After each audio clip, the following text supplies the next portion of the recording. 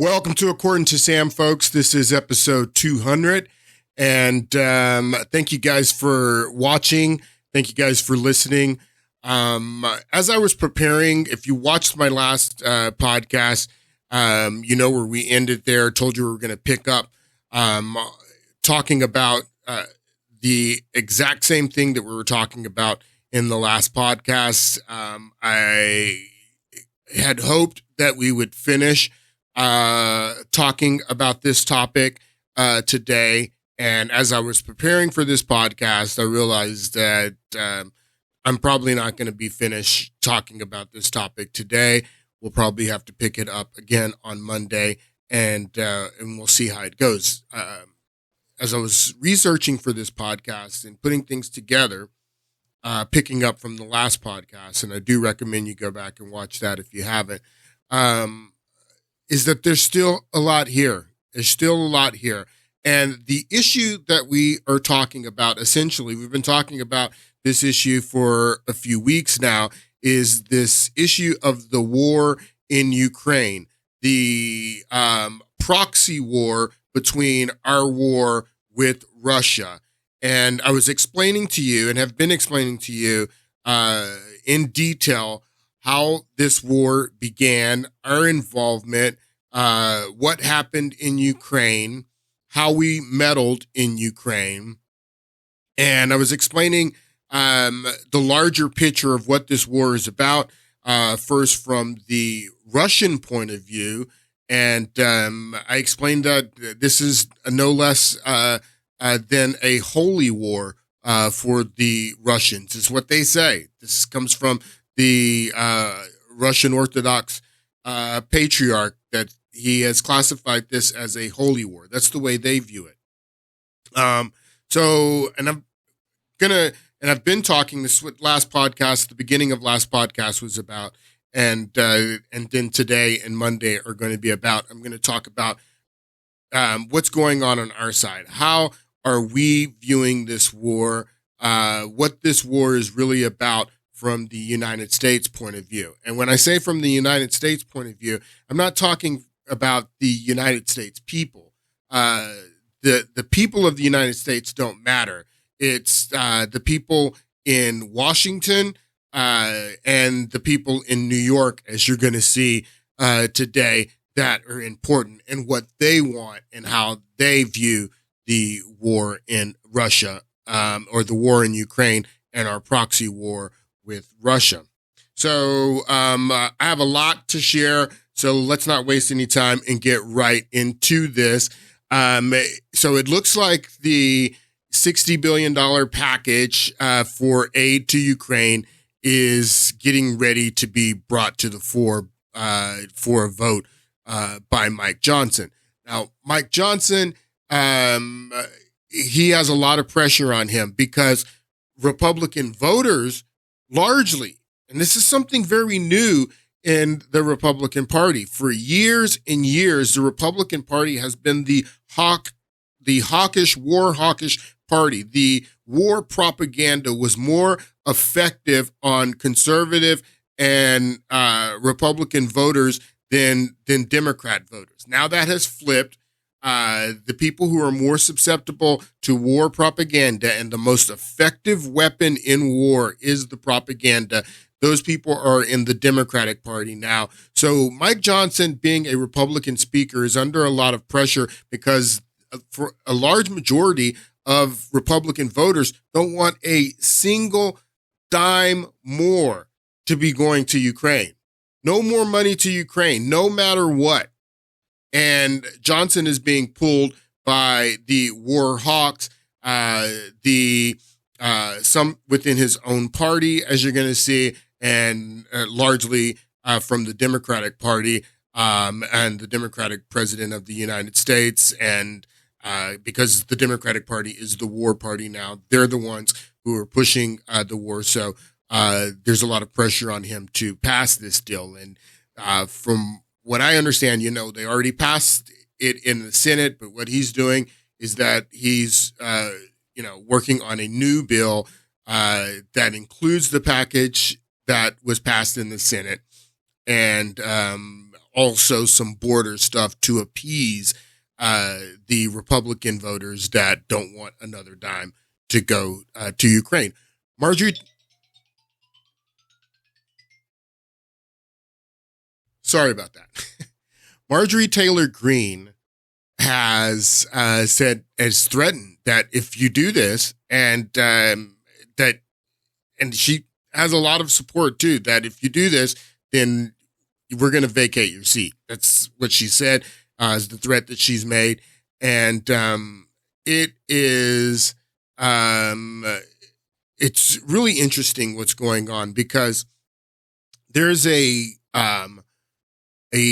derogatory term that is associated with Republicans that are peace Republicans, that don't want any of our money going to any of these foreign wars, and want to focus on our debt and making America better. And the term is isolationists. They have a crafty term for everyone. And, give you an example.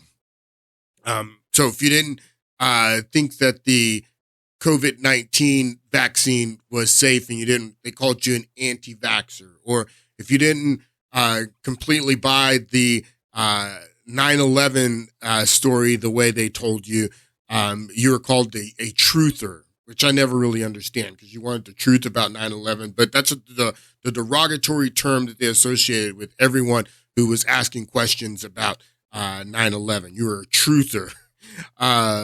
This started with the Kennedy assassination. They created the term conspiracy theorist, specifically for people who did not believe that the Kennedy assassination was on the up and up.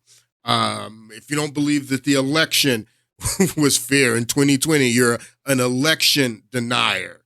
So for Republicans, for this new, it's not new. I mean, you've always had a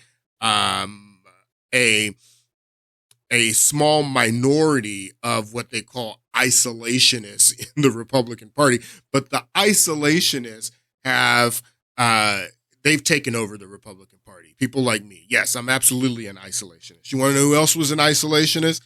George Washington was an isolationist. Much like we were looking at the farewell address, the televised farewell address that Eisenhower did in 1961. George Washington actually wrote out a farewell address where he says that we have a luxury of having the Atlantic Ocean separating us from Europe. That don't get involved in all of these wars and everything in Europe. Let them stay over there. Let them do that. This is George Washington. He was an isolationist. He actually fought in the First World War. The First World War is not the First World War that you're thinking of. George Washington fought in the real First World War, the 7 Years' War. So he understood war. He understood the conflicts of Europe and said, look, we have this huge Atlantic Ocean between us. Let's take advantage of that. Let's stay out of that mess. So he was an isolationist. So yes, these are all banners that I wear very proudly. Isolationist, truther, conspiracy theorist. What did they call the vaccine people? Vaccine denier, or whatever they call, election denier.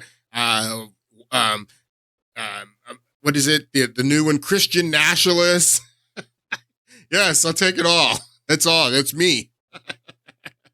But isolationist is the term that they call people like me who don't want us to be spending all this money on all these foreign wars, that see war as nothing but a racket, like Smedley Butler says.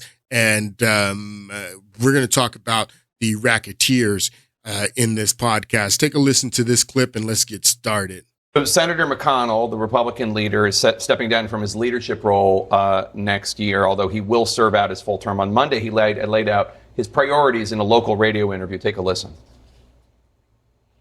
Priorities. He laid out his priorities is what Jake Tapper says. Remember, we started the very first podcast that I did in this series of podcasts talking about Ukraine was a podcast that I titled Priorities because I told you that Ukraine is their priority, not you, not your border. They're going to, Speaker Johnson's going to throw some border stuff in this bill to appease people to try to say, look, we're securing our border and we're, going to protect Ukraine, which is in our national interest. Now, you're supposed to secure our border. That's your job. No, don't try to appease us by throwing us, some border security so you can send a bunch of money to Ukraine. The point is Ukraine is their priority. And that's what Jake Tapper says here, that Mitch McConnell in this radio program is laying out his priority. Is stepping down from his leadership role next year, although he will serve out his full term. On Monday, he laid out his priorities in a local radio interview. Take a listen. And I'm particularly involved in actually fighting back against the isolationist movement in my own party. And so this is a priority of his to fight back against the isolationist movement in his party is Mitch McConnell. This is what he wants to do with his last days in the Senate. Okay. And I'm particularly involved in actually fighting back against the isolationist movement in my own party and so many others as well. And the symbol of that lately is, are we going to help Ukraine or not? And I think it's extremely important that we do that. So I've got this sort of on my mind for the next couple of years is something I'm going to focus on. But you heard Marjorie Taylor Greene insult Speaker Johnson by comparing him to McConnell and Nancy Pelosi. Times have changed. Yeah, everybody has a gun to their head. It's like the end of Reservoir Dogs, I guess. Yeah. But what I'll notice this is, I think in the Trump era, it didn't so much change things dramatically as it accelerated things that were already happening. I think we saw the isolation. Ron Paul started it. Ron Paul started listening. He's going to say here versus the more neoconservative wing. Here, listen. Yeah. But what I'll notice this is, I think in the Trump era, it didn't so much change things dramatically as it accelerated things that were already happening. I think we saw the isolationist versus the more neoconservative wing has really been bubbling for the last 20 years. Ever since Iraq really ended, we saw it bubble up with Rand Paul and Syria in 2013. But I think this is the first time where there's been extended, long debate on this. And I would actually even say the isolationist kind of, or we can call it that, overtook. Yeah, we took it over. A lot of the rest of the party is in a real way. Yeah, we took it over. We definitely took it over. And Mitch McConnell says that over the next couple of years, that's his job, is to fight against us, the isolationists who don't want all of our money going to these wars overseas, who see our national debt as a significant issue that needs to be addressed. $34 trillion in debt. I mean, it's just insane. The effect that's having on the inflation and everything. Yes, we're done. Yes, the isolationists have taken over the Republican Party and we're done. And that's the problem going on here. Before we get back into some of the history that we were talking about in the last podcast, I just wanted to play Vivek Ramaswamy. He says something very poignant here. Take a listen. If you're a CEO and you're looking to invest behind a project that you like, but it doesn't work out, things have gone sideways. Say you've allocated $100 million to a given project at a Fortune 500 company and it's totally failed. Maybe it's designing a new car. Maybe it's designing a new technology. Maybe it's building a new refrigerator, whatever it is. You've allocated money to that project and it has failed abysmally. And the people who are running that project come to you and say, you need to put another $100 million further in. Here's the first question you ought to ask them. What will the next $100 million accomplish that the first $100 million didn't? If you don't have a good answer to that question, you have no business throwing good money after bad. Why? Why were we sending another? And I played the clip when we played the clips of Mitt Romney, even Mitt Romney, who believes that we should send this money to Ukraine. He also agreed with what's his name, J.D. Vance, that said this money's not going to do anything. This money's not going to help Ukraine win. So like Vivek Ramaswamy is saying here, I mean, what the first $100 billion that we sent over there, war's been going on for 2 years. What are the fruits from that? What are the fruits? We were in Afghanistan for 20 years. The Taliban is in charge right now. What are the fruits? Is what Vivek Ramaswamy is saying. What are the fruits from that? And if you can't justify and say that you can show that this first $100 billion that we sent over there achieved something, then why would we send another $60 billion there? Well, it'd be a good thing if our government officials behaved the same way. That's what's at issue now in this debate. Should be a debate at least, although we're not having it, about whether we should indeed send more money to Ukraine. Except this time we're not talking about the $100 million number. That's a lot of money. We're talking about the $100 billion number. And here's the question that every Republican, and of course every Democrat also, ought to answer. What will the next $100 billion do for us, the United States of America, in Ukraine, that the first $100 billion didn't already accomplish? The answer to that question is push us closer to World War III, Vivek. That's to push us closer and closer to a conflict that we cannot get out of. And by that time, it will be too late. That's the answer to your question, Vivek Ramaswamy. So back in the last podcast, we were looking at the Eisenhower farewell address that he gave in 1961, just 3 days before John F. Kennedy is sworn in. And the part of this speech that over the years that has gotten the most attention is when he gives this dire warning about the military industrial complex. And he says, here, I have it queued up. Let's listen. In the councils of government, we must guard against the acquisition of unwarranted influence, whether sought or unsought, by the military industrial complex. So the military industrial complex, what's that term all about? So the term industry, it goes back to the early part of the 20th century when we were in the industrial revolution, where industry was popping up all over this country, all kinds of industries. The fruit industry, the gas industry, the electricity and power industry. After the phone came about, the phone and communication industry, the railroad was an industry. This was a time when America made everything. This is before we offshored all of our manufacturing and everything was made in China. We made things here in the United States. We had an industrialized economy. And one of these manufacturers and industries was the armaments industries. We made weapons.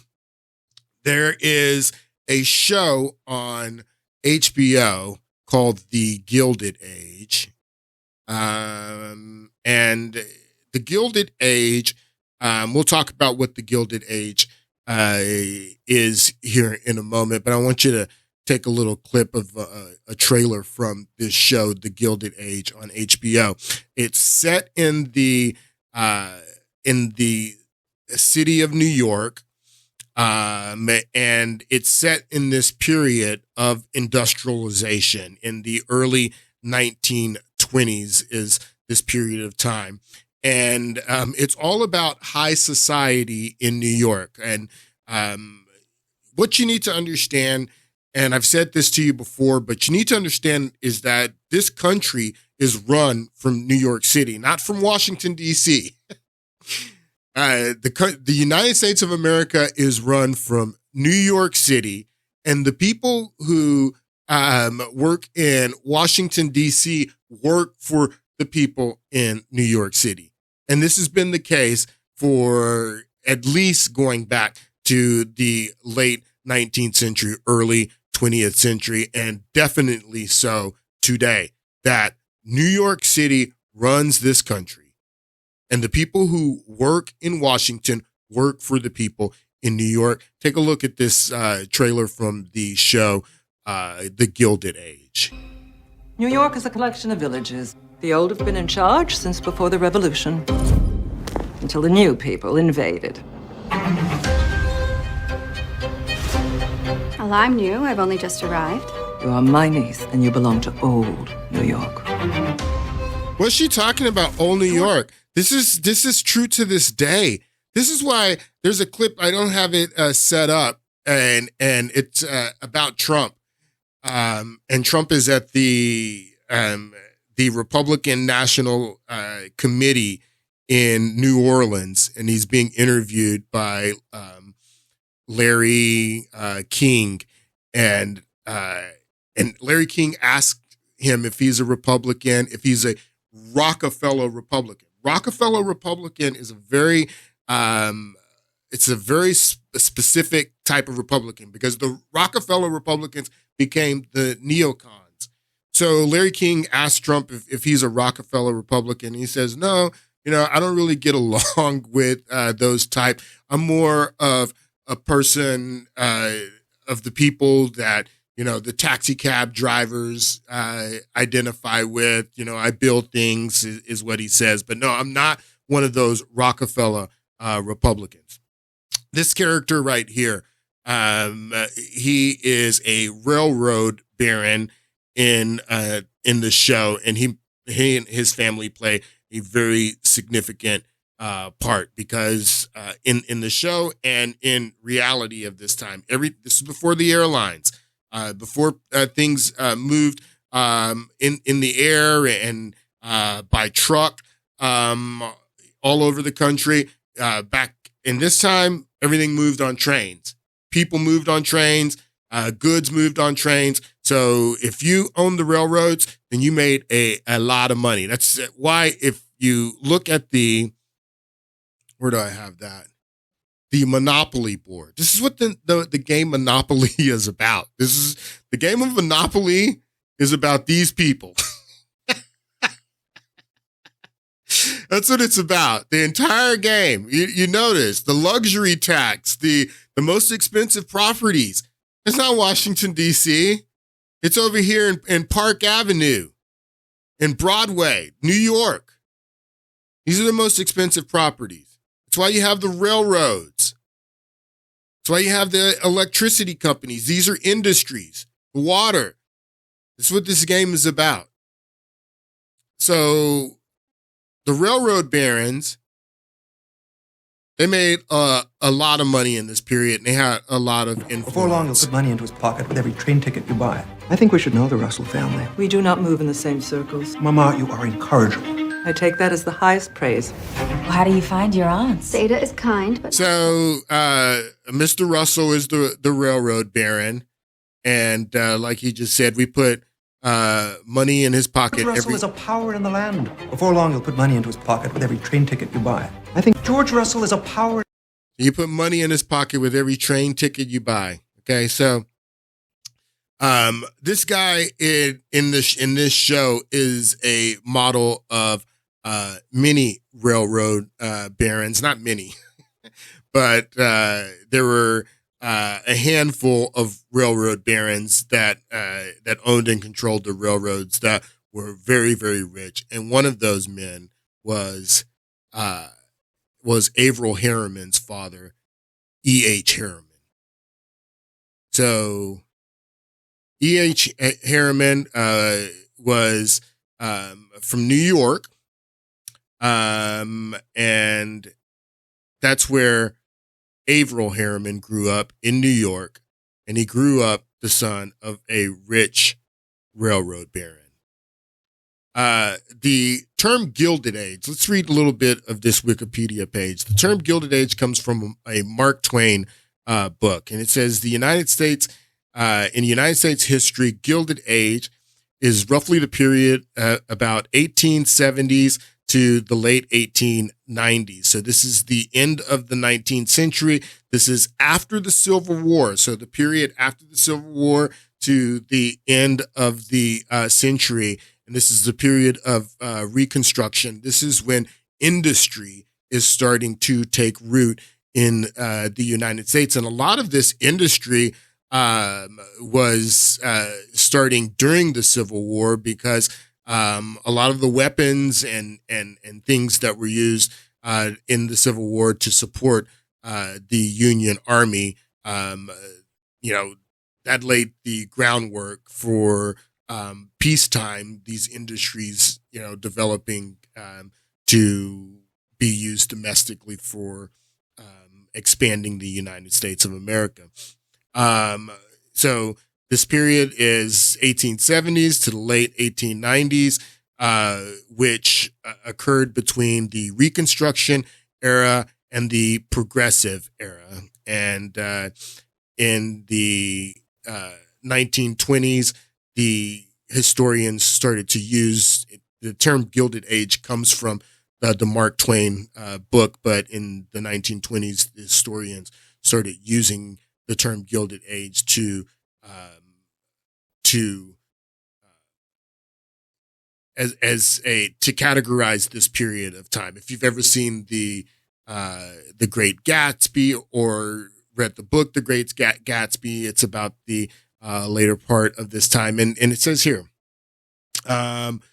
the novel by historians. So the name came from the 1873 Mark Twain novel by historians in the 1920s who saw the interval of economic expansion as an era of materialistic excesses combined with political corruption. Okay. So this is the period of time, 1870s to 1890s. 1891 is when Averell Harriman is born. He's born in 1891. So he's born to a railroad baron, a rich railroad baron in New York, and he's born right after this period of the Gilded Age, this period of huge economic excesses, materialism.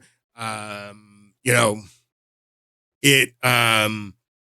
just trying to make you understand who this guy is. So let's read a little bit about Averell Harriman. So Averell Harriman was a American Democratic, so he was part of the Democratic Party, American Democratic politician. You're going to see here in a moment this Democratic Republican stuff. It don't matter to these guys. They can care less. He was a businessman, a diplomat. He founded Brown Brothers Harriman Co. He served as Secretary of Commerce under President Harry Truman.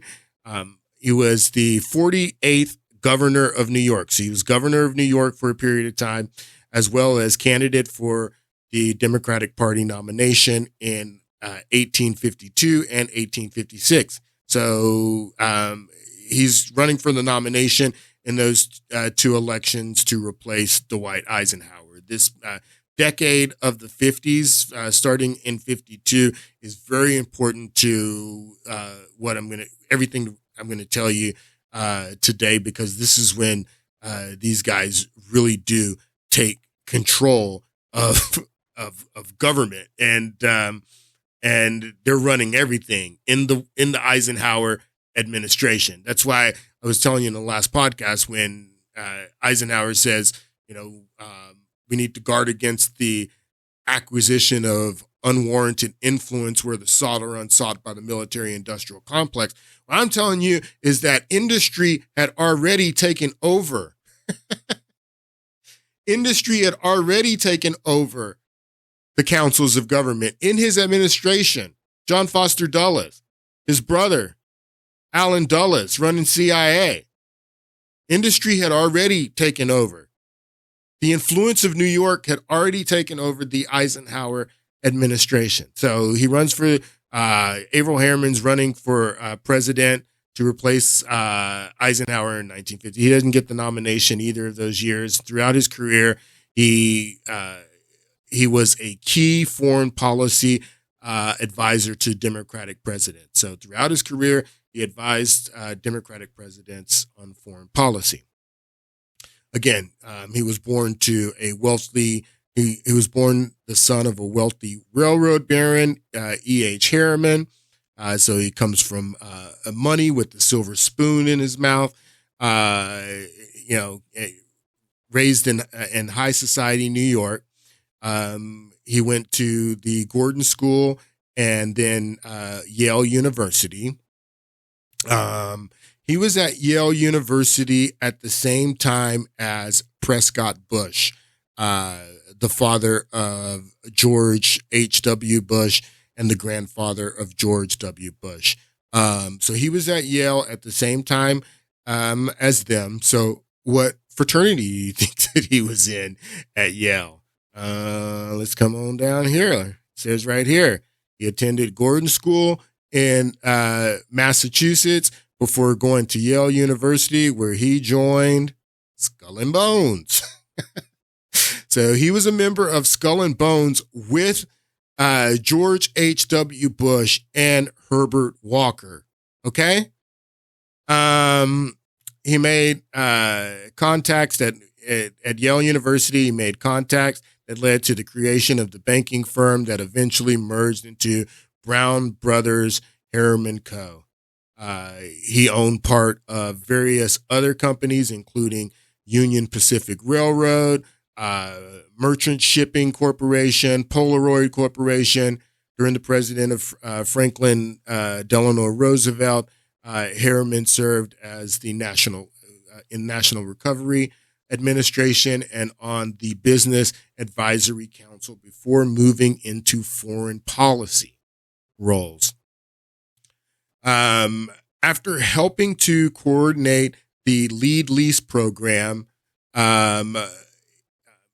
Harriman served as the ambassador to the Soviet Union. What's the Lead Lease program? Lead Lease program, formerly known as the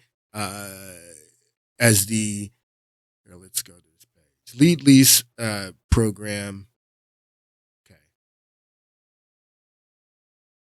Was under the United States, supplied the United Kingdom, the Soviet Union, France, China, allied nations in the Second World War with food and materials. Okay. So that's what I thought this was. This was during the Second World War where we provided these materials, food, oil, to all of these places, the United Kingdom, Soviet Union, France. So we were aiding them in the war.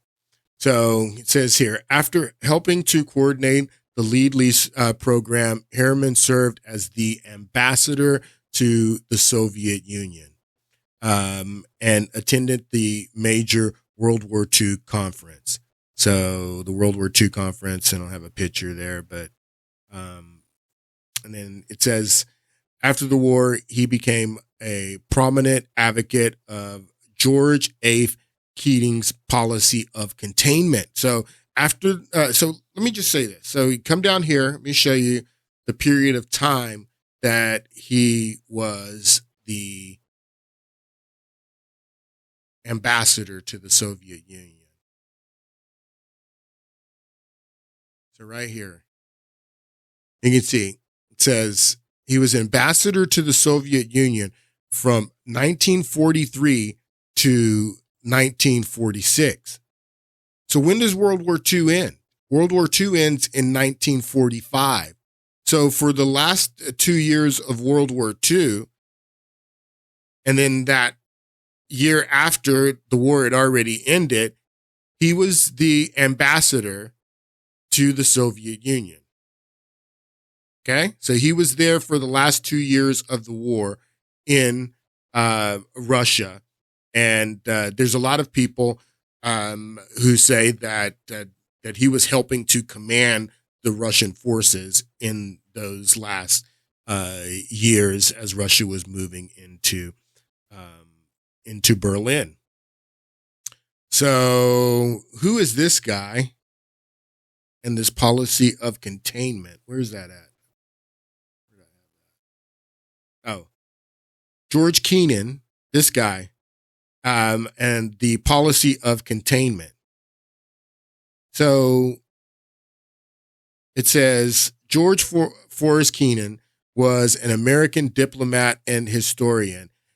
He was best known as an advocate of the policy of containment of Soviet expansion during the Cold War. So containment is what the Cold War was all about. I mean, containment is what gave the CIA cause to stage all these coups and to do everything that they were doing, because the policy of containment, even when the United States Congress didn't support, a policy of containment.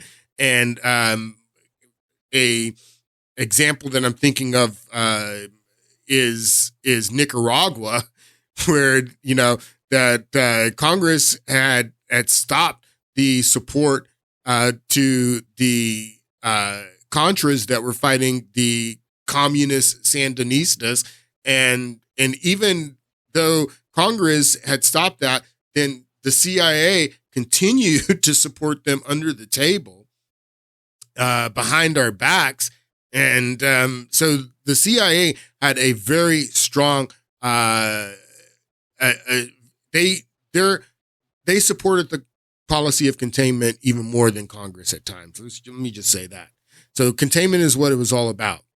So it says he lectured, we're talking about Kennan here. He lectured widely and wrote scholarly histories of the relations between the USSR and the United States. He was also one of the group of foreign policy elders known as the Wise Men. And the Wise Men, they used to have their own Wikipedia page. I mean, they've scrubbed this. They don't even tell you that Averell Harriman was one of the Wise Men on his Wikipedia page anymore. I fully know that Wikipedia is not completely accurate. I just use it to kind of give an overview. But Averell Harriman was one of the Wise Men, and I don't have time to tell you who they were. But Kennan advised them. He created the policy of containment, which Averell Harriman he supported, and the Wise Men supported, because of course Kennan was advising them. So the policy of containment is what all of this conflict with Russia and the Cold War was about, while they were the USSR. And again, Russia is not the USSR anymore. Industrialists.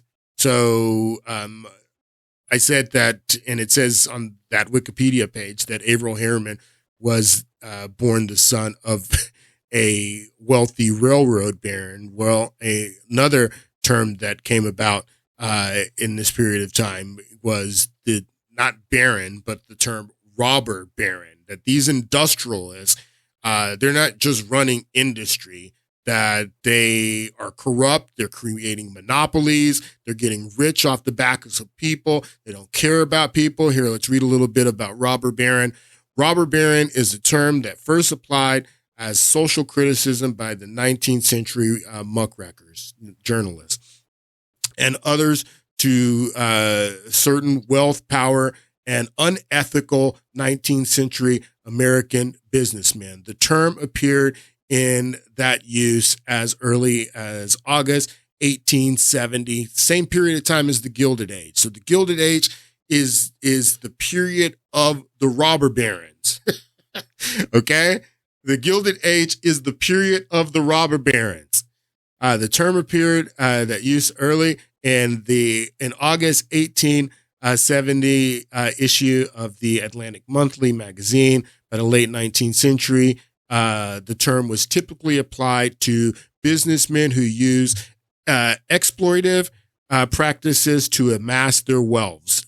To amass their wealth. Those practices include unfettered consumption and destruction of natural resources, influencing. We must guard against the acquisition of unwarranted influence, whether sought or unsought, by the military, industrial complex. We must guard against the acquisition of unwarranted influence by the, whether sought or unsought, by the military, industrial complex. Influencing high levels. So these are the practices that were associated with robber barons. Those practices include unfeathered consumption and destruction of natural resources, influencing high levels of government, wage, salary, squashing competition by acquiring their competitors. God, man, think about what they did to the media in this country. When Bill Clinton signed the Telecommunications Act and deregulated media, this is what they did right here, squashing competition by acquiring their competitors. That's why only 5 companies own 90% of the media, because they started gobbling up. That was they did that on purpose, because you can't have an honest media and have robber barons. Because if you have an honest media, so the people who were calling them robber barons are the muckrackers. The muckrackers were reform-minded journalists. You got to get rid of the muckrackers if you want to have robber barons.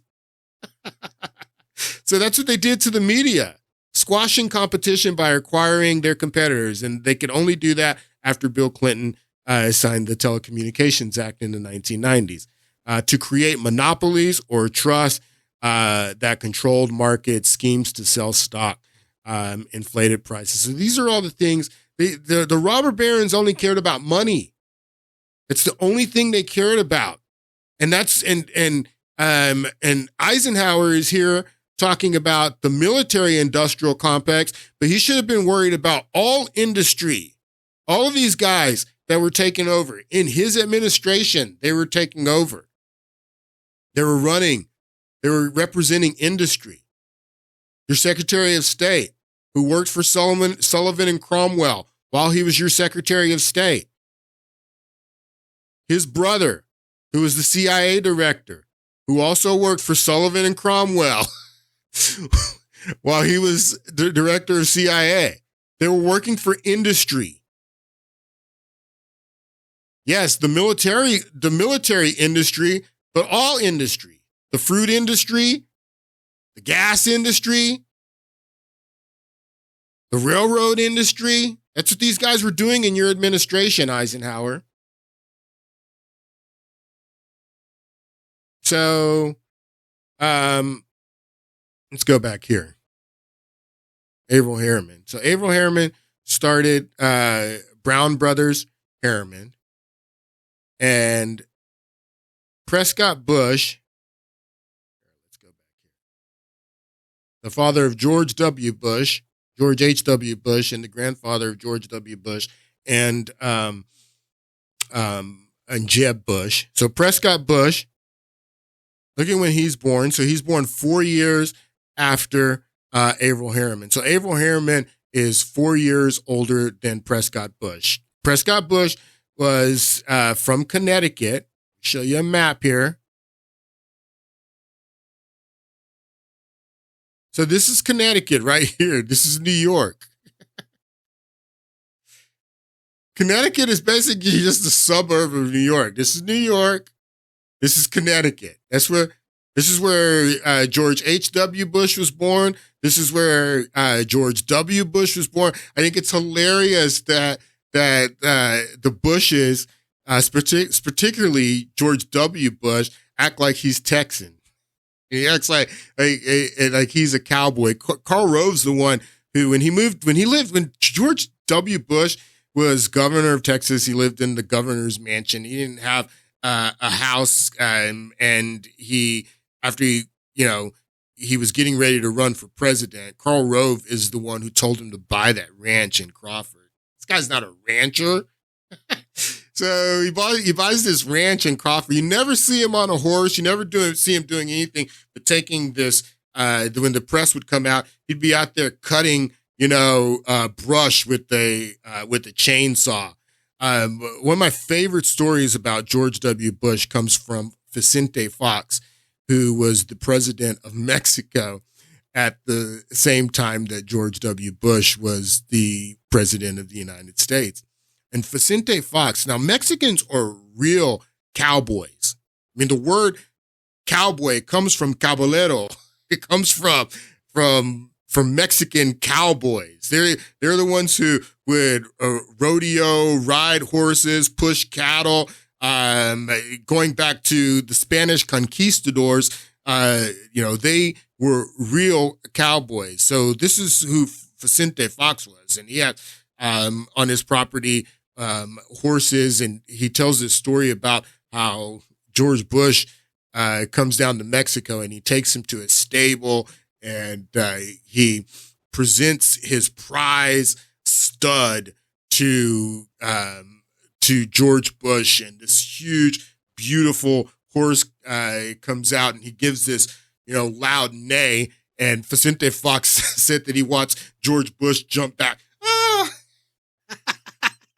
And he was scared. And then that's why Vicente Fox, he started calling him all hat and no cattle. That's what he said. That this isn't a real cowboy. He's from Connecticut.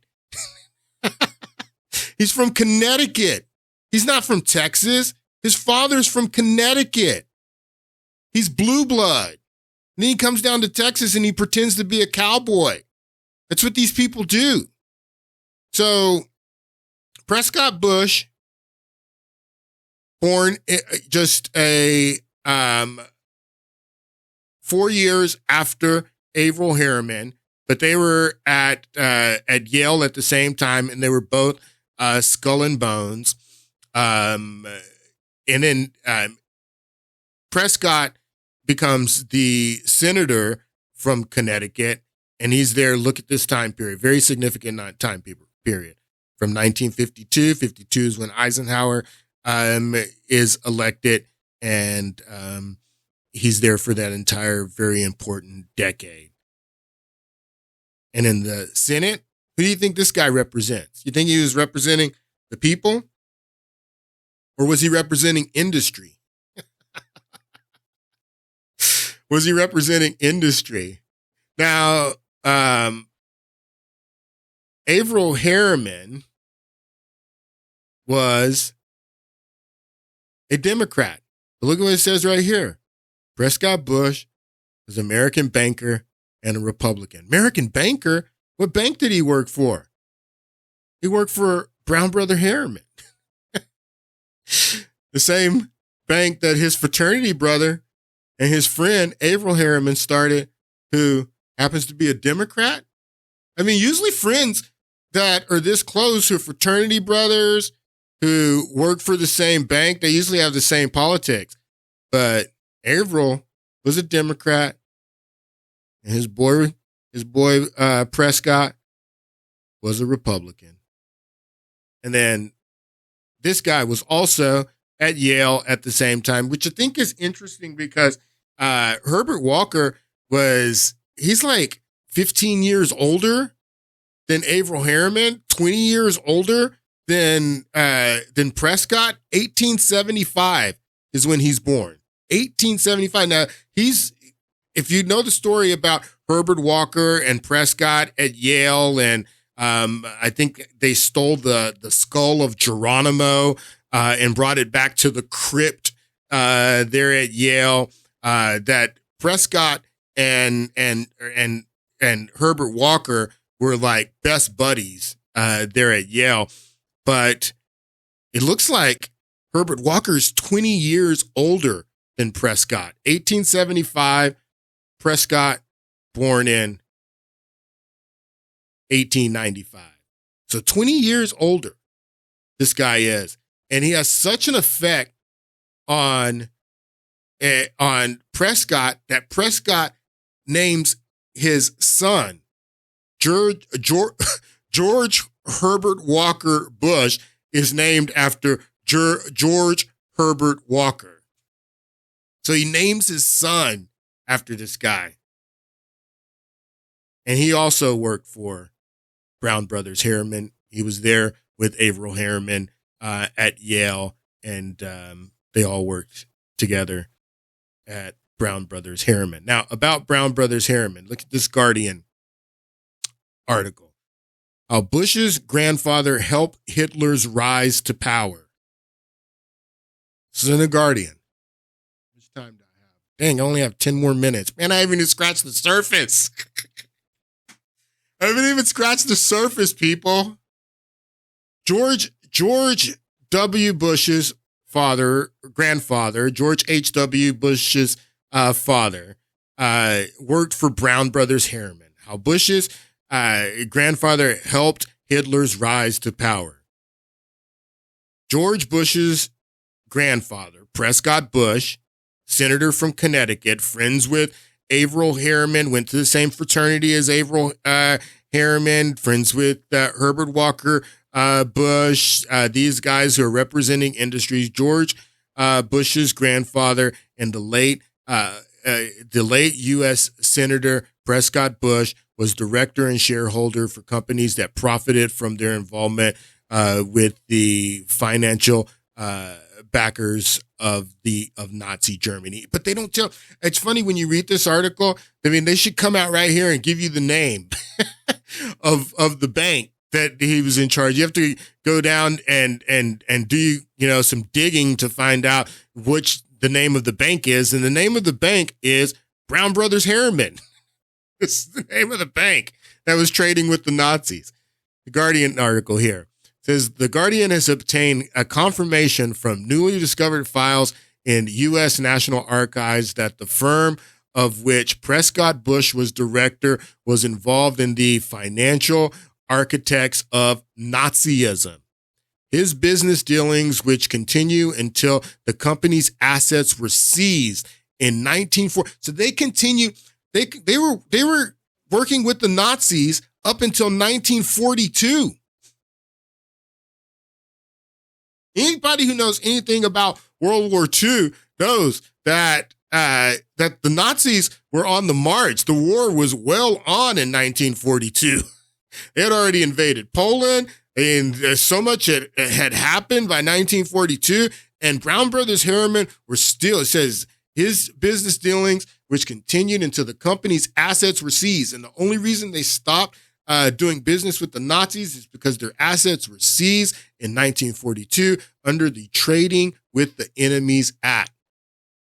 So Brown Brothers Harriman, Averell Harriman's firm, these guys were working with the Nazis. Not only working with the Nazis, they helped the rise of the Nazis.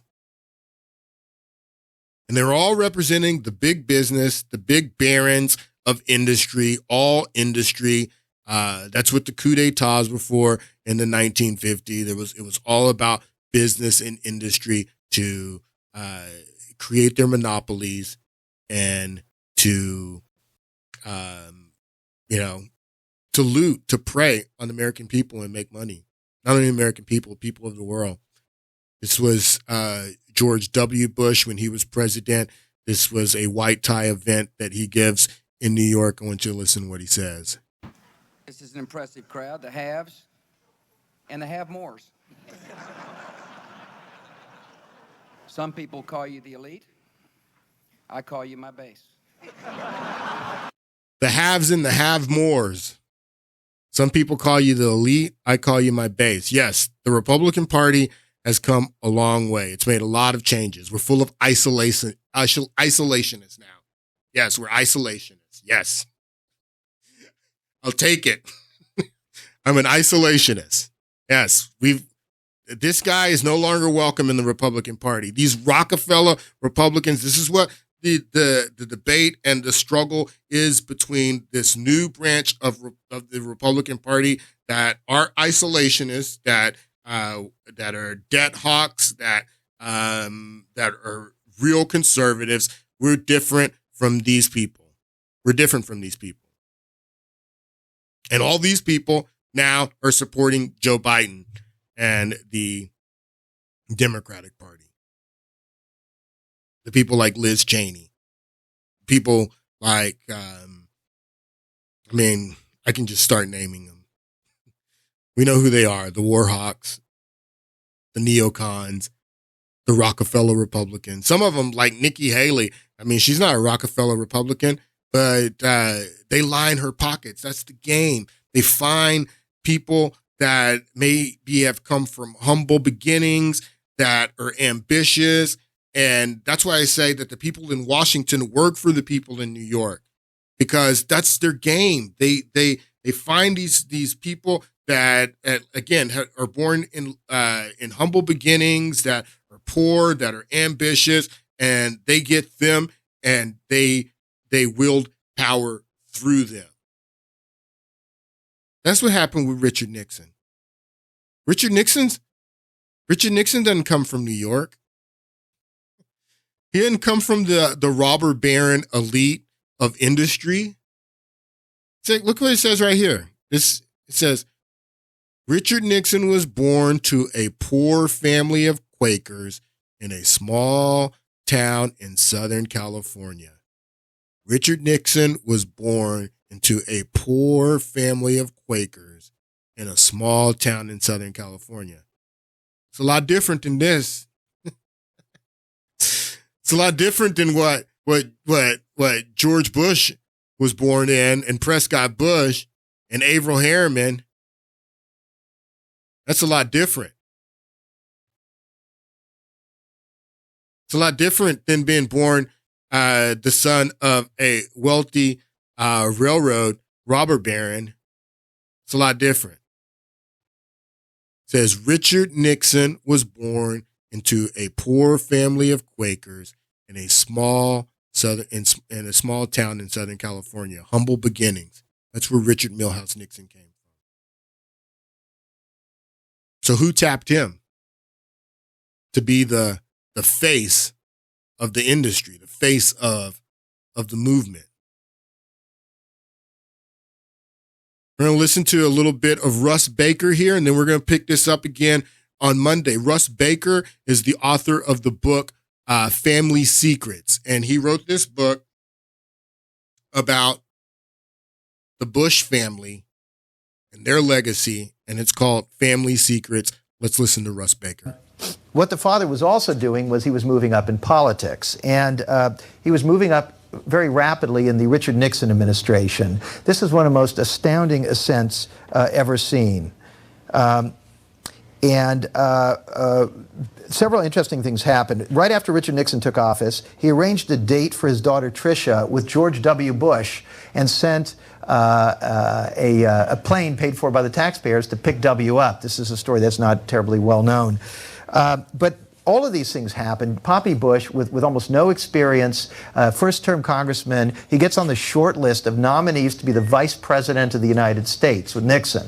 Now, why would you put him on the ticket? He wasn't a particularly good speaker. He didn't have a really strong constituency anywhere. He was not well established or well known. And yet they put him on the ticket. Then after that, he runs for U.S. Senate. He loses. Nixon names him ambassador to the United Nations. And again, he knew nothing about this. One of his friends asked him, what do you know about this? And he smiled and said, ask me in 2 weeks. After that, 2 years later, at the height of Watergate, they made him the chairman of the Republican Party. Now, you think about this. This is an unusual ascent, to say the least.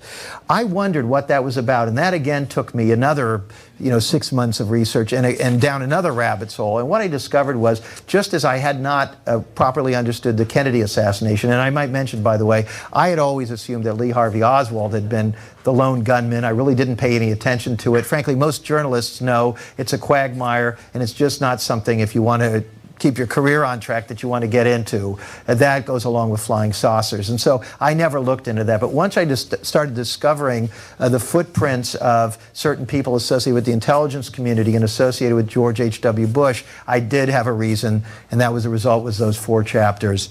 On the Nixon thing was the same thing. I had always assumed that Nixon was the bad guy in Watergate. It was just excesses, and that was it. What I discovered again was that we didn't understand our history. And the way I found out about this was I started seeing Poppy Bush's fingerprints on the Watergate story. What I discovered was that the Watergate burglary was not signature event of this period. It was one of a series of covert operations that when you look at them carefully, to have been deliberately bungled. And they were all deliberately bungled in such a shocking way that really you would have to say that these were carefully thought out about how you could bungle this in such a way as to embarrass Richard M. Nixon. And so this forced me to completely see it in a different light. I've got several chapters on this in trying to understand why Richard Nixon would have even favored the Bushes in the first place. I went all the way back and I discovered, much to my astonishment, that the Bush family appears to have played a role in the creation of Richard Nixon.